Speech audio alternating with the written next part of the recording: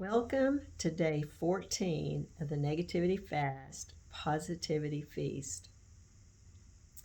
You know, sometimes we find ourselves in stressful situations, or at least I know I have, and I don't think there's anyone that hasn't found themselves in a stressful situation. Today, I'm going to share an excerpt out of another one of Steve's books, and unfortunately, I didn't bring it with me to show you, but it's called "Let's Just Laugh at That." It's a really great book to have. I would encourage you at some point to get it. It is, again, written in a devotional style, so you have a different one every day if you choose to read it that way. And he gives some laughable assumptions about the lie that's that devotional that day. And then he gives the truth. And so it's just some really good material to add to your arsenal of learning how to walk out of a negative lifestyle. um, so let's begin. How about say his title of this devotional is I am always stressed in airports or traffic jams. Now, the community I live in, we don't really have traffic jams. We might have periods of heavy traffic, and I don't go to the airport that often, but there may be many of you that do. So if you can relate it to maybe waiting long lines or just being in slow traffic and you're in a hurry to get someplace, this will still apply. So here are some laughable assumptions behind this lie that I'm always stressed out. I am hardwired to be tense and grouchy in airports and traffic jams or long lines. God understands that I will have a sour disposition in these situations, so he waits for these events to be over to speak to me. That's a pretty laughable assumption behind this lie. It's impossible to not be controlled by the negative emotions around me. If I am late or I miss my flight, God has no solutions, nor can he work things for good. There are no divine purposes or opportunities in stressful airports or traffic jams or long lines. They are always an attack of the devil to be resisted. I'm sorry, I can't help but laugh because that last one, I think I actually thought that at one time, that it was always an attack of the enemy, that I had to wait or I was, whatever. The truth that we're going to talk about is there is a unique grace available for every kind of situation we face. There is grace available for every situation that we face. That is the truth. There's grace to praise and worship.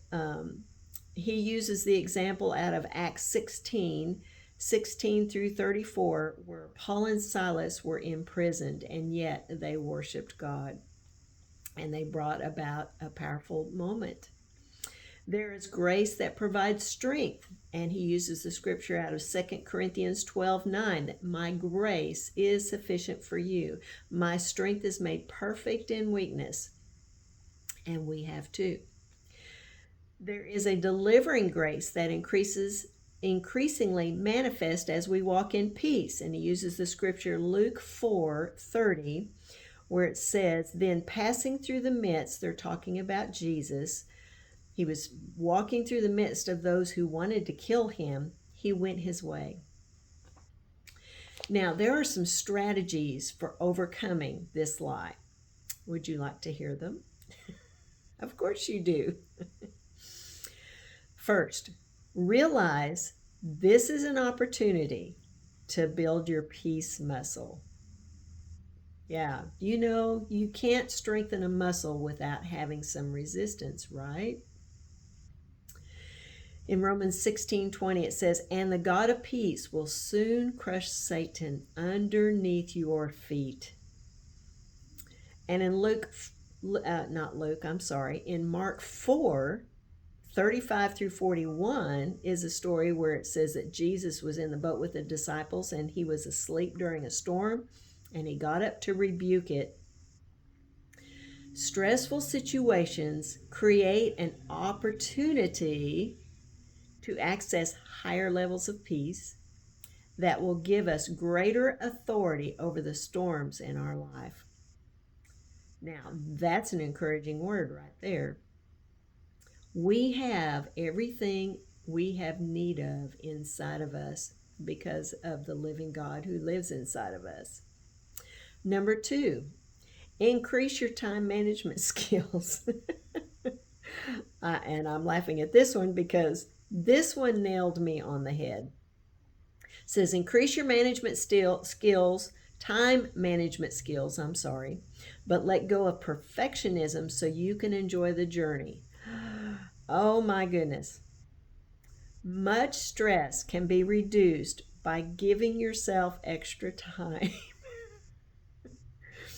I don't know about you, but I'm going to tell on myself. I am really bad. No, I'm not anymore. Let me change that. I almost was negative. Ah!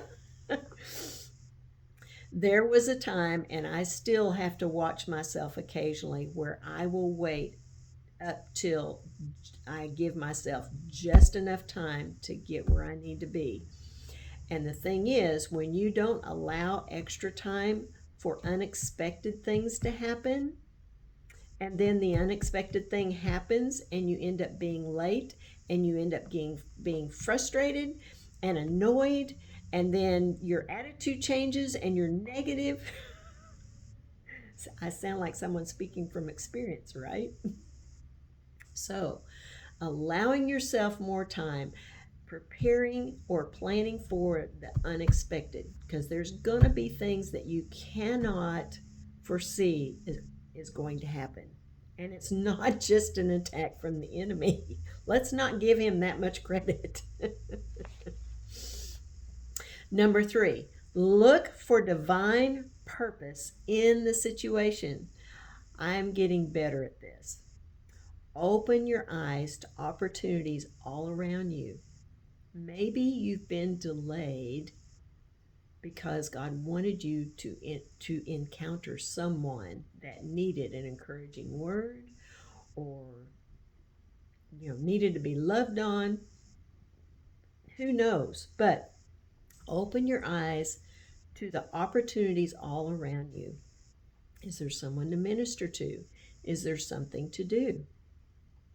Turn the stress into a positive. Yeah. Well, that's some good stuff right there. Okay. The lie we're fasting today. Certain circumstances must be tolerated. No good can come from times at airports and in traffic jams or waiting in long lines. Now, if you have bought into that one, I'm here to tell you that's a lie. Here's the truth that we're feasting on today. I can have peace regardless of the circumstances surrounding me. God's grace is available to me in every situation I face.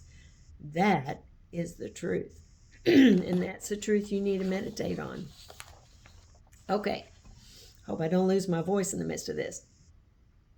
How do we apply this? Take some time today to listen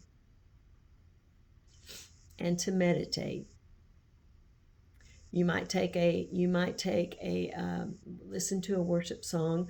I'm going to include a link to a song called "Take Courage" by Kristene DiMarco, and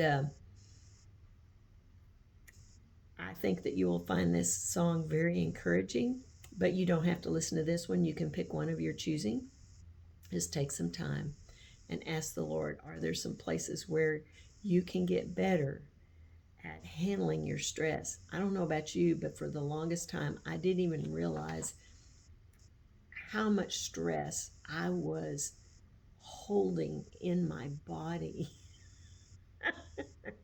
because I had done it for so long that I just thought this is how I was built, that this is how how I was meant to be. And I'm learning that that's no.